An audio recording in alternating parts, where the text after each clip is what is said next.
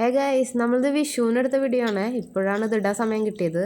വിഷുവിൻ്റെ തലേ ദിവസം രാത്രി നമ്മൾ കുറച്ച് പടക്കവും കമ്പിത്തിരി ലാത്തിരി പുത്തിരിയൊക്കെ കത്തിക്കാനുള്ള പണിയിലായിരുന്നു.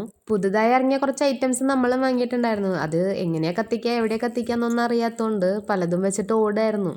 ഭാഗ്യവശാൽ ആർക്കും പരിക്കുകളൊന്നും ഇല്ലാതെ നമ്മൾ രക്ഷപ്പെട്ടിട്ടുണ്ട്.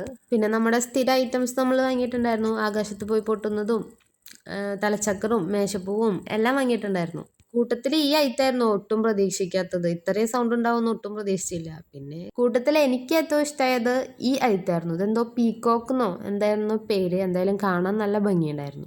ഈ പടക്കങ്ങളും പൂത്തിരികളൊക്കെ കത്തിച്ച് തുടങ്ങി കഴിയാറായപ്പോഴാണ് വിഷുവിൻ്റെ ഒരു വൈബ് ശരിക്കും വന്നത്. എല്ലാ പ്രാവശ്യത്തെക്കാളും ഒരുപാടധികമായിരുന്നു ഇപ്രാവശ്യം വാങ്ങിയ പൂത്തിരി ഇല്ലാത്തിരി എല്ലാം. അതുകൊണ്ട് തന്നെ ഇത് എത്ര കത്തിച്ചിട്ടും തീരാത്ത പോലെ. പിന്നെ ഞാൻ എൻ്റെ പണികൾ തുടങ്ങി.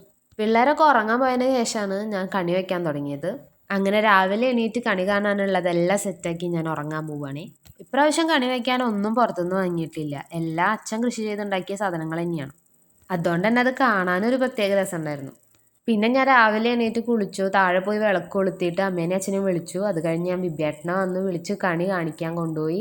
വിബ്യേട്ടനെ വിളിക്കുന്നതിൻ്റെ ഇടയിൽ ജാനി എണീറ്റിട്ടുണ്ടായിരുന്നു. അപ്പോൾ ജാനിയും വിബ്യേട്ടനെയും കൂടി ഒരുമിച്ചാണ് കണി കാണിക്കാൻ കൊണ്ടുപോയത്. അത് കഴിഞ്ഞിട്ടാണ് ഞാൻ ആമീനെ വിളിച്ചുണർത്തിയത്. അവൾക്ക് ഉറക്കപ്പിച്ച് ആയ കാരണം എണീക്കാൻ കുറച്ച് മടിയുണ്ടായിരുന്നു. അങ്ങനെ ഞാൻ എടുത്തു കൊടുത്തിട്ടാണ് അവളെന്നെ കണി കാണിച്ചത്. അത് കഴിഞ്ഞിട്ട് ഞാൻ പോയി അച്ചുവിനെ വിളിച്ചിട്ട് വന്നു.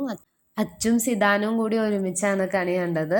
അങ്ങനെ കണി കാണലൊക്കെ കഴിഞ്ഞിട്ട് വിബേറിൻ്റെ വക ഞങ്ങൾക്ക് വിഷുക്കൈ നീട്ടമൊക്കെ തന്നു. അത് കഴിഞ്ഞിട്ട് അച്ഛൻ വിഷുക്കൈ നീട്ടം തന്നു. പിന്നെ രാത്രിത്തെ ബാക്കി പടക്കമൊക്കെ ഇരിക്കുന്നുണ്ടായിരുന്നു. അത് ആമയും വിബേറിനും കൂടെ പൊട്ടിച്ച് തീർത്തു. ഇതൊക്കെയാണ് അപ്പം അന്ന് വിഷുവിൻ്റെ അന്ന് രാവിലെ ഉണ്ടായത്. രാവിലെ ചായക്ക് വിഷുക്കട്ട ഉണ്ടായിരുന്നു. അപ്പം അതെല്ലാവരും കൂടി കഴിച്ചു. പിന്നെ പാറു അളിയനും വന്നിട്ട് പിള്ളേർക്ക് എല്ലാവർക്കും വിഷുക്കോടി കൊടുത്തിട്ടുണ്ടായിരുന്നു. ഇതാണ് ജാനിയുടെ വിഷുക്കോടി. അത് ആമി അലമാരയുടെ ഉള്ളിലുണ്ട്. അവൾ ഇട്ടിട്ടുള്ളത് അവർ കൊടുത്ത വിഷുക്കോടിയാണ്. പിന്നെ എല്ലാ പ്രാവശ്യവും വിബേട്ടൻ എല്ലാവർക്കും വിഷു കൈനീട്ടം കൊടുക്കാറുണ്ട്.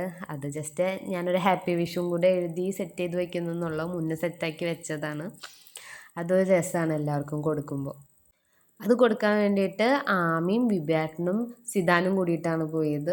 അതിൻ്റെ വീഡിയോ ക്ലിപ്സ് എടുക്കാൻ പറഞ്ഞിട്ടുണ്ടായിരുന്നു. പിന്നെ സിധു വാശി പിടിച്ചുകൊണ്ട് എടുക്കാൻ പറ്റിയില്ല എന്ന് പറഞ്ഞു. അപ്പം അത്രയൊക്കെയുള്ളൂ നമ്മുടെ വിഷു. എല്ലാവരും വിഷു അടിച്ച് വിളിച്ചില്ലേ?